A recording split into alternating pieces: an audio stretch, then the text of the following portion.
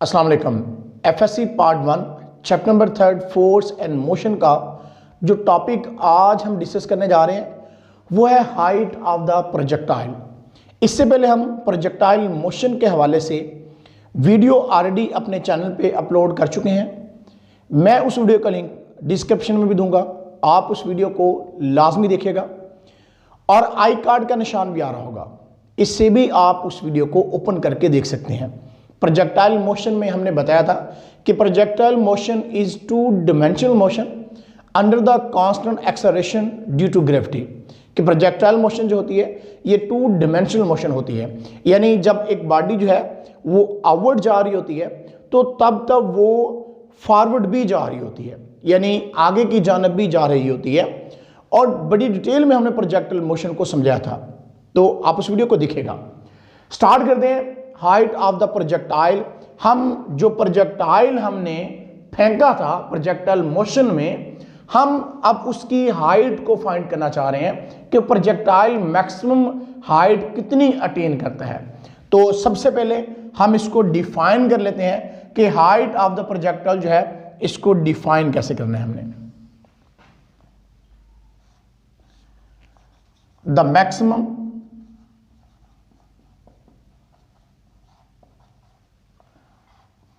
vertical distance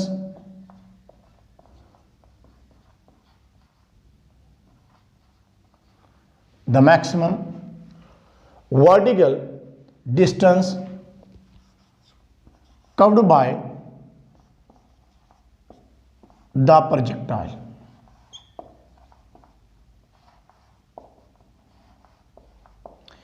maximum vertical distance covered by the projectile, यानी कोई projectile जो है वो मैक्सिमम वर्टिकल डिस्टेंस कितना कवर करेगा वही उसकी हाइट ऑफ द प्रोजेक्टाइल बनेगी। देखिए जरा,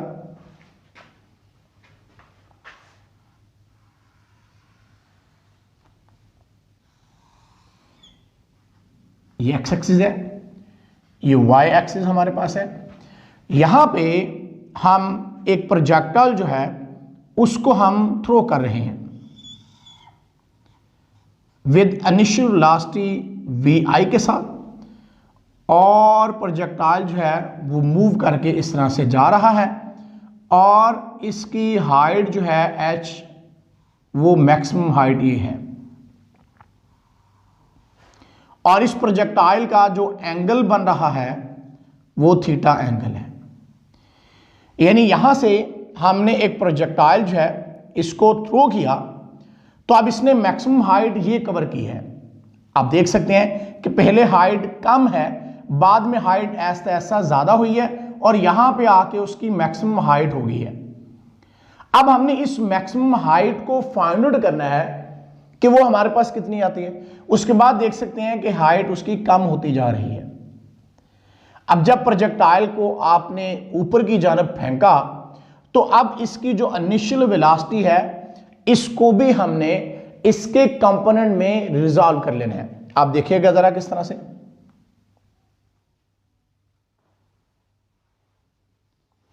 अब ये आपने एक प्रोजेक्टाइल जो है इसको थ्रो किया विद वेलोसिटी वी आई और इसका एंगल जो बन रहा था यहां पे एक्सिस के साथ वो था थीटा। तो अब इस इनिशियल वेलोसिटी का जो हॉरिजॉन्टल कंपोनेंट है वो होता है V I cos of theta, और जो इसका वर्टिकली कंपोनेंट है वो है V I sine of theta. अब हमारे लिए कौन सा कंपोनेंट यहां पे इफेक्टिव रहेगा? The maximum vertical distance. तो इसका मतलब जो इसका इनिशियल वेलोसिटी का जो वर्टिकल कंपोनेंट है वो हमारे लिए फायदेमंद है, वो हमारे लिए इफेक्टिव है। तो इसलिए initial velocity of the projectile जो है वो हम लिख लेते हैं कि क्या है।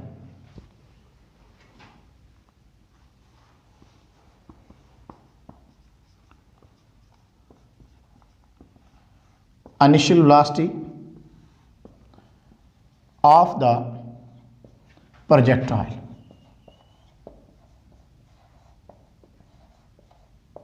तो वो हमारे पास क्या आ रही है, यानी जो उसका इनिशियल वेलोसिटी हमारे पास V I Y is equal to V I sine of theta है। उसके बाद अगर हम देखें एक्सेलरेशन,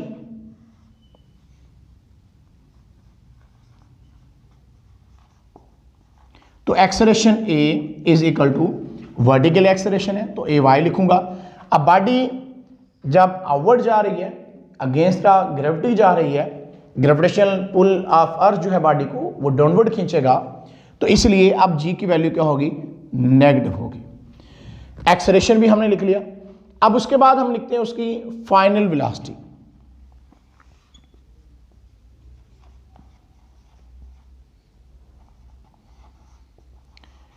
तो फाइनल वेलोसिटी जो हमारे पास है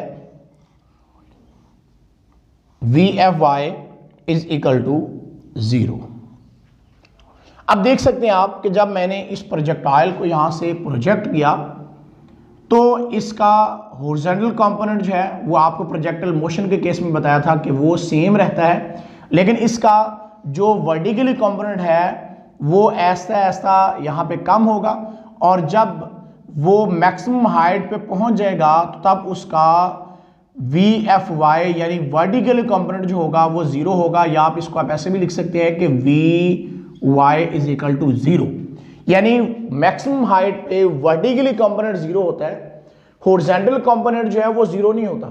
बड़ी इंपॉर्टेंट बात बता रहा हूं, फिर से सुनिएगा कि मैक्सिमम हाइट पे यहां पे प्रोजेक्टाइल की मोशन जो है वो हॉरिजॉन्टल है, जबकि उसका वर्टिकली कंपोनेंट जो है वो यहां पे 0 है।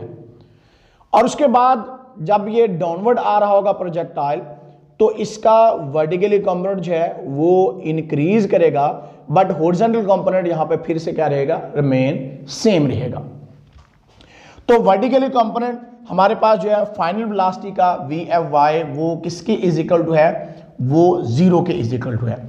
अब उसके बाद जब हमने फाइनल और ये initial velocity of the projectile हमने लिख ली है, तो अब मैक्सिमम हाइट लिखते हैं जो कि हमने फाइंड करनी है।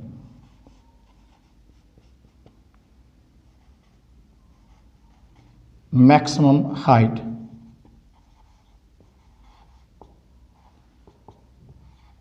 y is equal to h, vertical है डिस्टेंस इसलिए y लिखते हैं। अब हाइट कवर होती है तो डेफिनेटली इसको फिर y को हम h के इज इक्वल टू रख सकते हैं, और यही चीज हमने क्या करनी है, फाइंड आउट करनी है। यानी हम मैक्सिमम हाइट जो है अटेन बाय द प्रोजेक्टाइल जो है उसको फाइंड करना चाहते हैं, तो अब वो हम इक्वेशन ऑफ मोशन का इस्तेमाल करके उसको फाइंड आउट कर सकते हैं। अब आपने इक्वेशन ऑफ मोशन जो है वो 9th लेवल पे पढ़ी थी। हमारे पास 3 इक्वेशन ऑफ मोशन होती हैं, ये लिख देता हूं जरा, इक्वेशन ऑफ मोशन।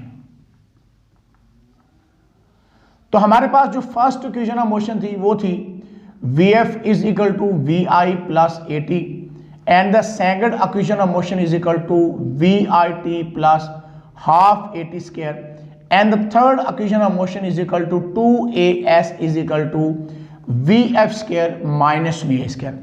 अगर आप फर्स्ट इक्वेशन ऑफ मोशन को देखें तो यहाँ पे हमारे पास vf y है, फाइनल वेलोसिटी है, इनिशियल वेलोसिटी है, एक्सेलरेशन है और टाइम है, बट टाइम हमारे पास यहाँ पे नहीं है, टाइम तो अभी हमने फाइंड नहीं किया। अगर दूसरी इक्वेशन में देखें तो हमारे पास s डिस्टेंस है, इनिशियल वेलोसिटी, यहाँ पे फाइनल वेलोसिटी हमारे पास नहीं है। अगर थर्ड इक्वेशन में देखें तो हमारे पास 2as एक्सेलरेशन भी है, s मीन यहाँ पे उसकी वर्टिकल हाइट h हो जाएगी, फाइनल वेलोसिटी भी है, इनिशियल वेलोसिटी भी है। तो अब हम थर्ड इक्वेशन का इस्तेमाल करते हैं, तो हम लिखते हैं यहाँ पे by third equation of motion. अब थर्ड इक्वेशन ऑफ मोशन क्या होती है, थर्ड इक्वेशन ऑफ मोशन जो है मैं लिख चुका हूं 2as is equal to V F square minus V I square.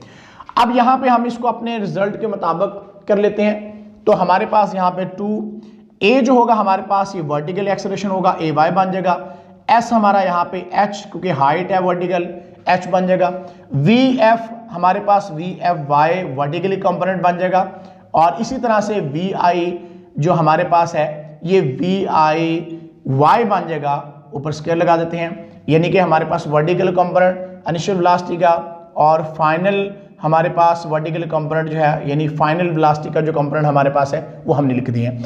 अब हम जानते हैं, हमने रिजल्ट यहाँ पे बनाया है, इसमें आप देख सकते हैं कि ay हमारा किसके बराबर है, 2 इंटू ay हमारा माइनस जी के इज इक्वल टू है, h हमने फाइंड आउट करना है is equal to vfy। Vertically component हमारे पास क्या हो गया, वर्टिकली कंपोनेंट जो है वेलोसिटी का वो हमारे पास फाइनल कंपोनेंट जो है वो किसके बराबर है, वो 0 के इज इक्वल टू है। तो यहाँ पे हम क्या पुट करते हैं, 0 पुट कर देते हैं, माइनस इनिशियल वेलोसिटी का वर्टिकल कंपोनेंट जो हमारे पास है वो है vi साइन ऑफ थीटा हमारे पास है, और इसके ऊपर हमने क्या लगा दिया, स्क्वायर लगा दिया। अब देखिएगा जरा इसको ध्यान से जरा, माइनस में स्टार्ट पे लिख देता हूं, minus 2gh is equal to minus vi square sine square theta, ये मैंने इसका स्क्वायर खोल के लिख दिया है। अब माइनस और माइनस क्या हो जाएंगे, प्लस हो जाएंगे।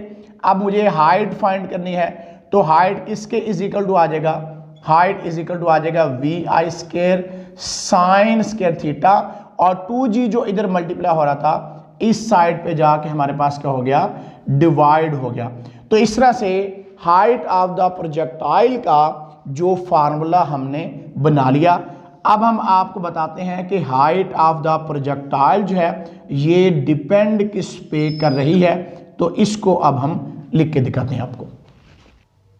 तो हाइट ऑफ द प्रोजेक्टाइल आप देख सकते हैं कि हाइट ऑफ द प्रोजेक्टाइल हमारी जो है वो इनिशियल वेलोसिटी के क्या है, डायरेक्टली प्रोपोर्शनल है, स्क्वायर ऑफ इनिशियल वेलोसिटी के क्या है, डायरेक्टली प्रोपोर्शनल है। और इसी तरह से हमारे पास हाइट ऑफ द प्रोजेक्टाइल जो है वो डायरेक्टली प्रोपोर्शनल है साइन स्क्वायर थीटा के, और हाइट ऑफ द प्रोजेक्टाइल जो है वो इनवर्सली प्रोपोर्शनल टू g है।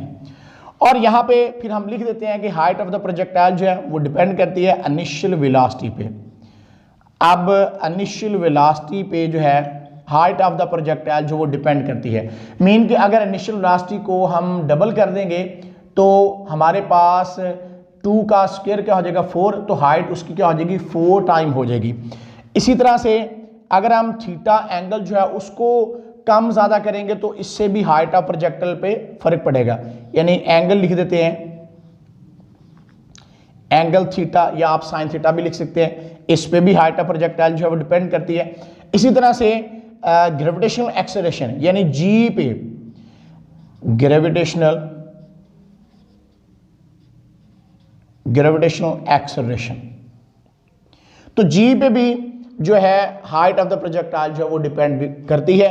आप देखें जैसे ही आप अगर मून पे जाते हैं तो मून पे जी की वैल्यू क्या होती है, कम होती है। तो अगर मून पे जी की वैल्यू कम है तो इट मीन, क्योंकि हाइट का जी के साथ इनवर्स रिलेशन है, तो अगर जी की वैल्यू मून पे कम है तो इट मीन ये होगा कि वहां पे हाइट ऑफ प्रोजेक्टाइल क्या होगी, ज्यादा हो जाएगी, हाइट ऑफ द प्रोजेक्टाइल ज्यादा हो जाएगी। इसलिए साइन ऑफ थीटा एंगल जरा आपको बना के दिखा देते हैं कि अगर एक प्रोजेक्टाइल को आपने 30 डिग्री से थ्रो किया, वो यहां पे गया, उसकी हाइट ये है, लेकिन अगर एक आपने प्रोजेक्टाइल को 60 डिग्री से आपने किया तो उसकी हाइट ये बन जाएगी। अब उसकी हाइट जो है वो आप देख सकते हैं यहाँ पे उसकी हाइट क्या हो गई है, ज्यादा हो गई है। तो रीजन उसकी क्या है, हाइट की, क्योंकि 60 डिग्री का एंगल पहले 30 डिग्री का था, अब 60 डिग्री का एंगल हो गया। तो जैसे ये एंगल बढ़ता है तो डायरेक्ट रिलेशन है, तो इसलिए हाइट ऑफ प्रोजेक्टाइल भी बढ़ती है। मीन कि अगर एक चीज बढ़ती है तो दूसरी भी बढ़ती है, ये डायरेक्ट रिलेशन होता है। तो हाइट ऑफ प्रोजेक्टाइल जो है वो यहाँ पे आप देख सकते हैं इस फार्मूले के अकॉर्डिंग कि इनिशियल वेलोसिटी पे डिपेंड कर रही है, स्क्वायर ऑफ इनिशियल वेलोसिटी यहाँ पे बात कर रहा हूँ। इसी तरह से एंगल थीटा पे डिपेंड करेगी, और इसी तरह से ग्रेविटेशनल एक्सेलरेशन जो है उस पे भी हाइट ऑफ द प्रोजेक्टाइल जो डिपेंड करती है। जैसे जैसे आप बुलंदी की जानब जाएंगे, जी की वैल्यू अगर कम होती जाएगी तो हाइट ऑफ द प्रोजेक्टाइल जो वो भी क्या होती जाएगी, बढ़ती जाएगी। अब उसके बाद फॉर मैक्सिमम हाइट के लिए अगर हम इस फार्मूले को बनाना चाहें कि मैक्सिमम हाइट के लिए फार्मूला इसका क्या बन सकता है, तो ये जरा यहां पे मैं नोट कर देता हूं, for maximum height, for maximum height. अब मैक्सिमम हाइट के लिए आप देख सकते हैं कि थीटा साइन 90 पे क्या होता है, मैक्सिमम होता है। तो यहाँ पे हाइट उसकी क्या आ जाएगी, h is equal to V I square आ जाएगा, और साथ में हमारे पास साइन थीटा कितना है, 90 डिग्री है, और इसके ऊपर क्या लगा देंगे हम, स्क्वायर लगा देंगे, डिवाइड बाय हमारे पास क्या आएगा, 2g आएगा। तो h इज इक्वल टू हमारे पास आ जाएगा वी आई स्क्वायर, और साइन 90 कितना होता है 1 होता है, और 1 का स्क्वायर क्या होगा 1 ही होगा, तो वी आई स्क्वायर ही रहेगा, डिवाइड बाय क्या आ जाएगा 2g आ जाएगा। तो ये एमसीक्यूज के लिए बहुत ज़्यादा इंपॉर्टेंट चीज़ है कि हाइट ऑफ द प्रोजेक्टाइल जो है वो मैक्सिमम कब हो सकती है, जब थीटा इज इक्वल टू क्या होगा 90 डिग्री होगा, तो प्रोजेक्टाइल जो होगा वो उसकी हाइट जो है वो मैक्सिमम हाइट जो है उसको कवर कर जाएगा। तो इस तरह से हाइट ऑफ द प्रोजेक्टाइल एक बहुत ही इंपॉर्टेंट क्वेश्चन है, ये पेपर में आता है। प्रोजेक्टाइल मोशन के केस में वो पूछ लेता है कई बार कि हाइट ऑफ द प्रोजेक्टाइल क्या है। नेक्स्ट वीडियो हमारी टाइम ऑफ फ्लाइट पे आने वाली है, उस वीडियो को भी लाजमी देखिएगा। आज के लिए इतने, फिर मिलेंगे इंशाल्लाह, तब तक अल्लाह हाफिज़।